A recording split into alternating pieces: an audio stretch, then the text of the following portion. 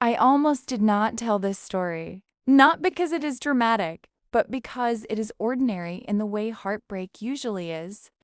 It is the kind of story you carry quietly, the kind you remember when you are alone with your thoughts or lying awake at night wondering why something that felt so real never fully became anything at all. If you have ever been in a relationship that never had a clear name, never had a clear direction, but somehow held a very real part of your heart, then this story will feel familiar.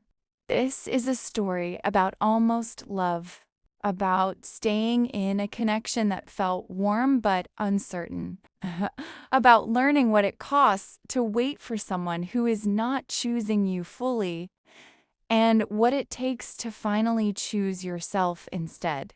I used to believe heartbreak announced itself loudly. I thought it arrived with raised voices, dramatic exits, or a clear moment where everything fell apart. But the kind of heartbreak that changes you the most is quiet.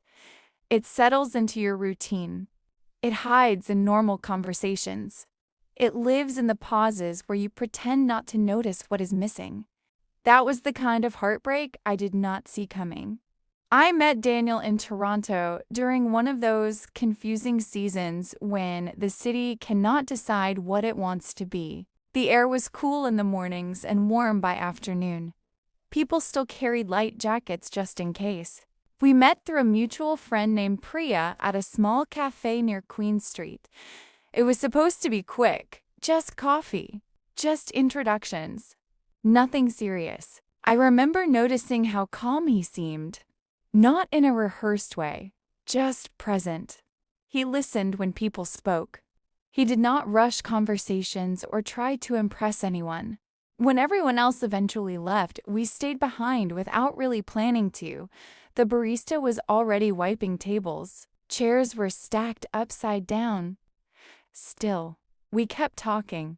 He told me he grew up in Mississauga and moved downtown for work.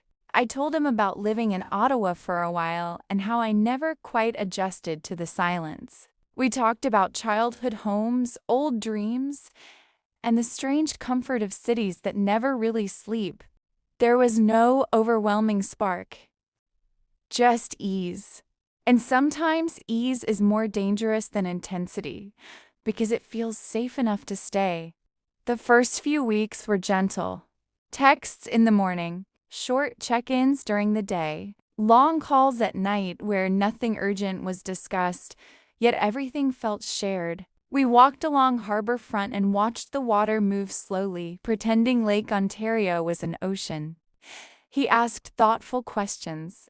He remembered small details. It felt like attention. It felt like care. I ignored the small things. The way he never labeled what we were. The way future conversations stayed vague. The way plans never extended beyond now. He talked about places he wanted to live someday. Vancouver, Montreal, sometimes Calgary. Cities sounded easier to commit to than people. When I noticed this, I told myself I was overthinking. I reminded myself that not everyone moves at the same pace. He mentioned his ex, Elena, once or twice. Not with pain, not with longing, just unfinished.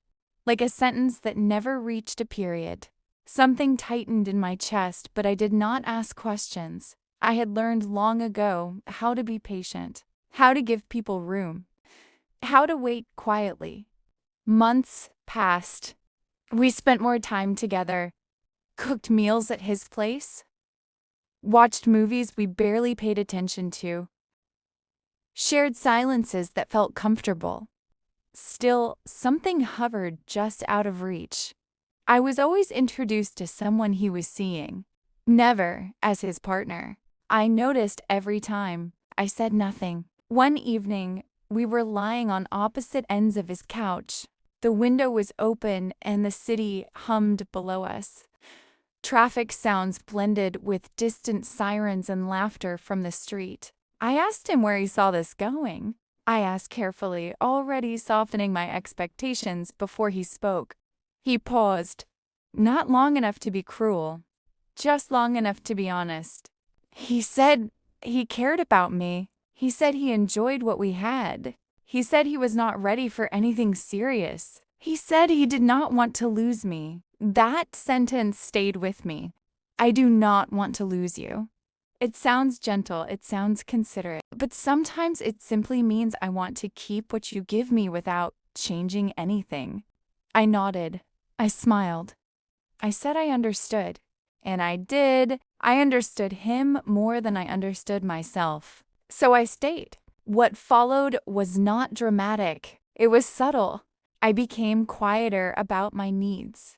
I stopped asking certain questions. I learned how to make myself convenient. When he took longer to reply, I told myself he was busy. When plans were canceled, I reminded myself flexibility was maturity. I became very good at explaining his absence to myself. During that time, my friend Aisha moved to Montreal. She would call late at night and ask how I was really doing. I would say I was fine. She would pause. She always paused.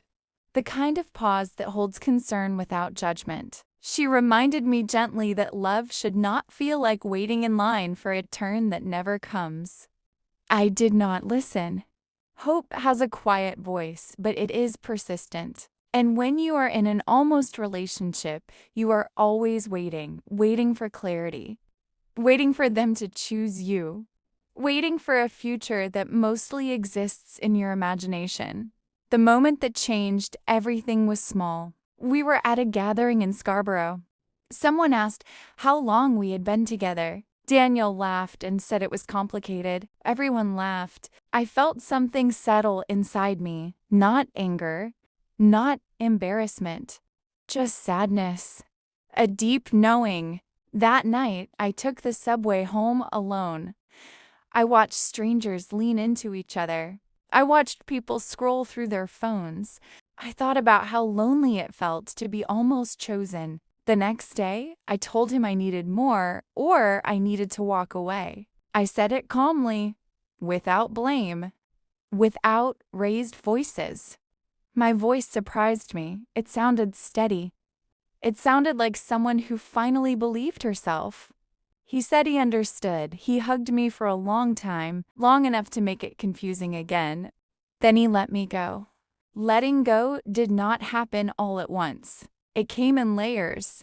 It came in mornings when my phone stayed silent, in walks past familiar places that no longer belonged to me, in resisting the urge to explain myself one last time. There is a specific grief that comes with almost love. You do not mourn the person as much as you mourn the future you imagined, the version of yourself you were becoming. The plans that never existed anywhere except your heart. Months later, I visited Aisha in Montreal. We walked by the river and talked about endings and growth. She told me that sometimes love leaves not to punish you, but to return you to yourself. That sentence stayed with me. Healing was quiet. It looked like choosing myself in small ways, saying no without guilt, letting silence be silence. Learning that peace does not require permission. I met other people after Daniel, some kind, some careless. None of them were him, and that was the point. I stopped looking for familiarity. I started looking for reciprocity. One winter, I traveled alone to Vancouver. I walked along the seawall and watched the ocean stretch endlessly. I felt small in the best way. I understood how much life exists beyond what almost held me. If you're listening to this and you are in something confusing, hear this. Love does not ask you to disappear. Love does not thrive on ambiguity. You are allowed to want clarity. You are allowed to walk away. The hardest goodbyes are the ones where nothing is technically wrong, but choosing yourself is never wrong. Thank you for sitting with this story. If it resonated with you, subscribe to this quiet space.